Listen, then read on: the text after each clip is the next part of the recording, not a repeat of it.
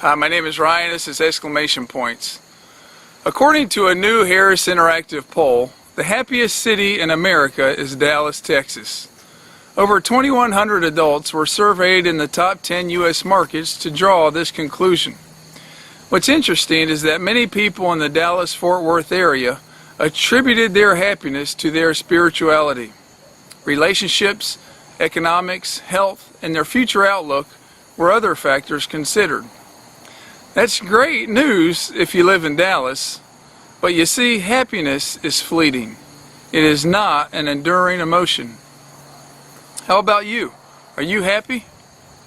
If happiness is your goal, then you have an uphill battle in front of you. You must exert energy to maintain a state of happiness. Happiness will come and go.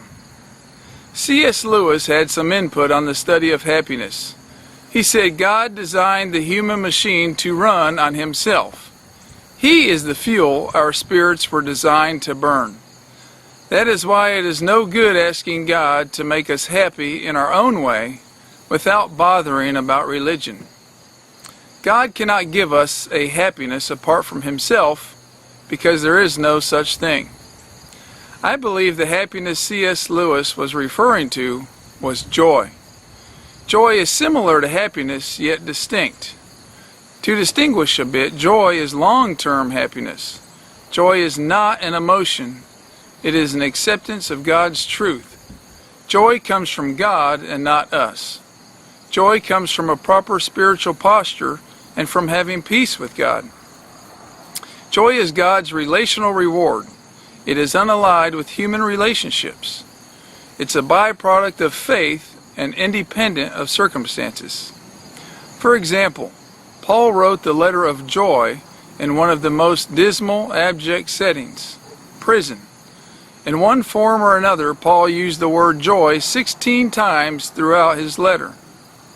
So what was Paul's secret? How could he have joy in prison? How did he do it?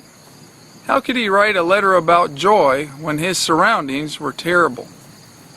All of the superficial and materialistic things that so many people rely on for happiness these days were missing in Paul's life. So again, what was Paul's secret? We know he had Jesus and Jesus had him, but was there something else? Did he have a method for his joy?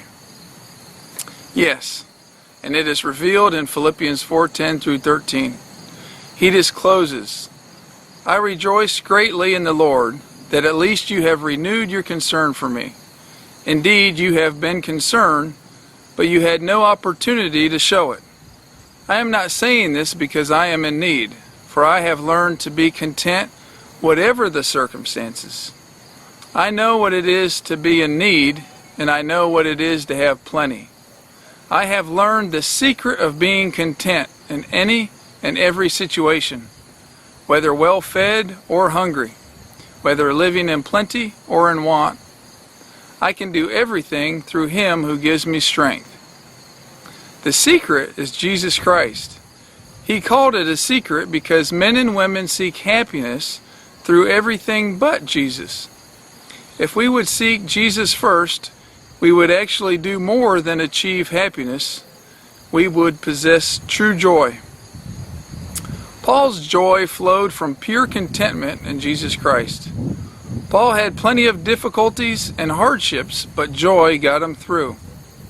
An unknown author summarized joy as Jesus, others, yourself. That is a great priority for living out the example set forth by Christ himself.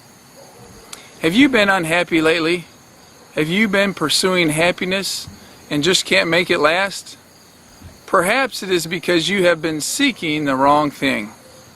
Happiness is elusive. It is usually just beyond your reach.